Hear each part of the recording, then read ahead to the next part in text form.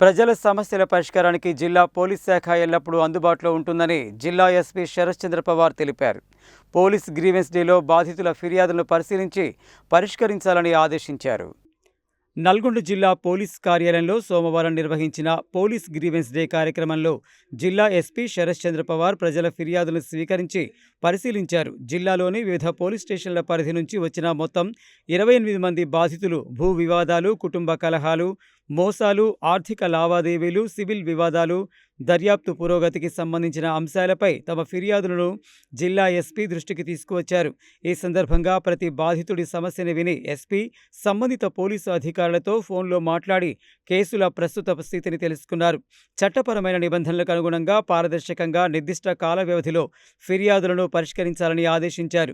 ప్రతి ఫిర్యాదుపై పురోగతిని పర్యవేక్షిస్తూ బాధితులకు ఎప్పటికప్పుడు సమాచారం అందించాలని సూచించారు. ఈ సందర్భంగా జిల్లా ఎస్పీ మాట్లాడుతూ ప్రజలకు సత్వర, పారదర్శక, బాధ్యతాయుత పోలీసింగ్ అందించడమే పోలీస్ శాఖ ప్రధాన లక్ష్యమని తెలిపారు.